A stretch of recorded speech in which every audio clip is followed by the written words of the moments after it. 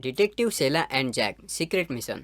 Jack, क्या तुम ये जानते हो, मुझे तुम्हारे साथ काम करने में अच्छा नहीं लगता। हाँ, मैं ये जानता हूँ, पर क्या करूँ, मेरी भी मजबूरी है तुम्हारे साथ काम करने की। अगर मुझे ऊपर से ऑर्डर नहीं आते ना, तो मैं आज किसी और के साथ बैठकर काम कर रही होती। मुझे भी ऊपर से ऑर्डर आए हैं, इसलिए मुझे तुम्हारे साथ काम करना पड़ रहा है। तुम्हारे कहने का मतलब क्या है जैक? मैं बेकार का काम करती हूँ या तुम? नहीं, ऐसी बात नहीं है, मैं ही हमेशा बेकार काम करता हूँ, इसलिए तुम हमेशा कातिलों को मुझसे पहले पकड़ लेती हो। ऐसा एक दूसरे से कहकर लड़ रहे थे, तभी संतोष वहाँ आ जाता है। चलो अब ज़्यादा बौखलाना बंद करो। मैडम जैक, अब आप दोनों लड़ना बंद करो, एक नया केस हाथ लगा है और आप दोनों को वहाँ जाना है। ये लो वहाँ का एड्रेस और ये रही मेरी कार की चाबी। अब देख क्या रहे हो तुम दोनों, जाओ। ठीक है सर, अगर आप कहते हो तो जाते हैं। फिर वह दोनों एड्रेस और चाबी लेकर कार में बैठकर उस जगह चले गए जहाँ एक मर्डर हुआ था और कुछ लोग वहाँ पर पहले से ही मौजूद थे।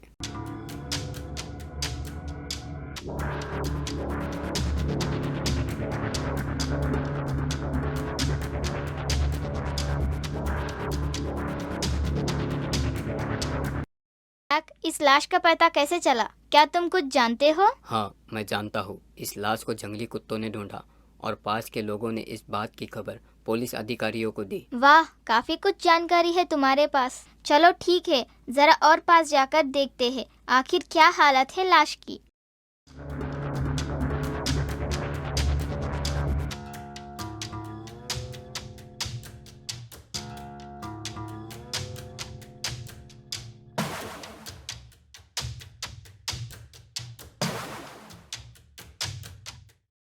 फिर जैक और सेला लाश के पास जाकर उसकी जांच करने लगते हैं।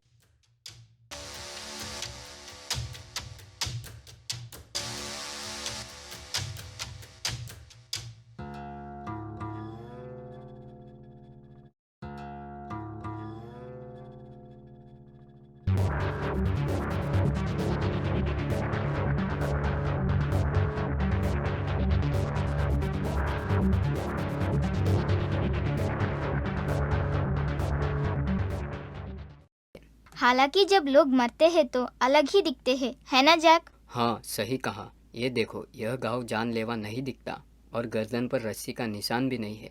इसका मतलब इसका गला नहीं घोटा गया और लटका कर नहीं मारा गया। हाँ जैक, सही कहा तुमने। इसका जबड़ा नीला पड़ गया है और आँखों की नस भी फट गई है। लगता है इसकी मौत दम घुटने की वजह से नहीं हुई है। शायद इस शहर की लड़की है। नहीं जैक, मुझे लगता है कि ये एक हादसा था। खूनी इसे ऐसे नहीं मारना चाहता था। हाँ तो ठीक है, तुम बताओ कैसे मारना चाहता था। जरा ध्यान से देखो, इस लड़की के बदन पर अभी भी कपड़े हैं। मुझे लगता है खूनी इसे एक सुनसान जगह पर ले जा रहा था ताकि इसके कपड़े निकालकर बलात्कार कर सके। शायद इसने शोर मचाया होगा और उसने चुप कराने की कोशिश में गलती से गला दबा दिया होगा। मरने के बाद ये लड़की खूनी के किस काम की नहीं थी, तो फिर इसे यहाँ फेंक कर चला गया। अरे वाह मैडम, क्या रट्टा पढ़कर सुनाया तुमने। मेरे तो होश ही उड़ गए। तुम्हें बलात्कार ही क्यों नजर आया? मर्डर भी तो हो सकता है, या फिर इसका आशिक इसे मार कर चले गया हो। इतना तो तय है जैक, ये केवल प्यार वाला झगड़ा नहीं है। चलो अब ज्यादा बौखलाना बंद कर और एम्बुलेंस को कॉल करके इस लाश को ले जाने के लिए कहो। शेला की बातों को सुनकर जैक एम्बुलेंस वालों को उस लाश को ले जाने के लिए कहता है। फिर कुछ समय बाद एम्बुलेंस के साथ दो लोग आकर उस लाश को वहां से उठाकर एम्बुलेंस में ले जाते हैं। फिर जैक और शेला कार में बैठकर जिस लड़की का मर्डर हुआ था उसके घर जाते हैं।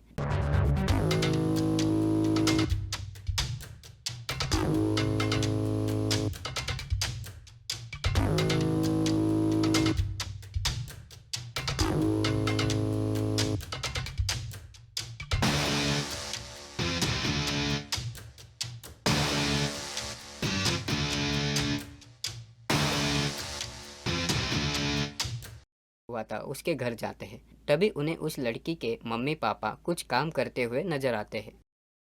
मिस्टर एंड मिसेस चोपड़ा, मैं सेला हूँ, डिटेक्टिव ऑफिसर, और मेरे साथ में इस केस में काम कर रहे हैं मिस्टर जैक।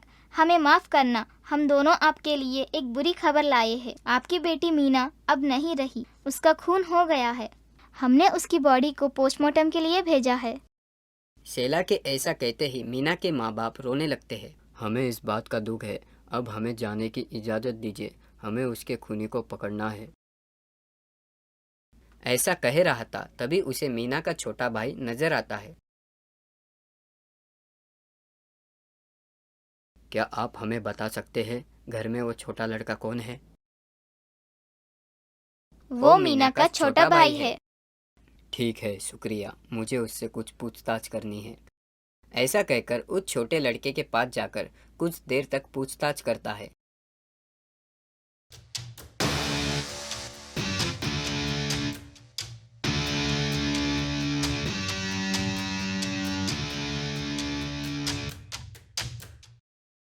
जैसे ही पूछताछ खत्म हो जाती है,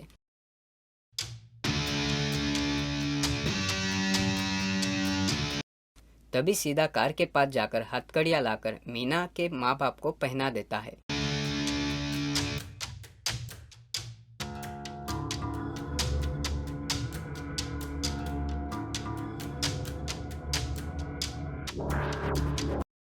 क्या तुम पागल हो? ये क्या किया तुमने? मैं पागल नहीं हूँ, मुझे अभी अभी उस बच्चे ने सारी कहानी बताई। ये जो मीना का पिताजी है वह सौतेला है। मीना के असली पिताजी कुछ साल पहले ही गुजर गए। मीना को उसका ये बाप पसंद नहीं था, इसलिए वह हर रोज़ अपनी माँ से लड़ते रहती थी। तो यह दोनों उसके रोज़ रोज़ के लफड़ों से तंग आकर मीना को अपने रास्ते से हटाने का प्लान बनाकर उसे मार डालने के बाद घर से बाहर फेंक आए। अगर मैं झूठ कह रहा हूँ तो उस बच्चे से जाकर पूछ लो। वाह, क्या बात है जैक। आखिर तुमने ये केस खत्म कर कर दिखाया, लेकिन खुद के बल से नहीं, उस बच्चे की मदद से। जैक सेला की बातों को सुनकर सर पर हाथ पीटने लगता है।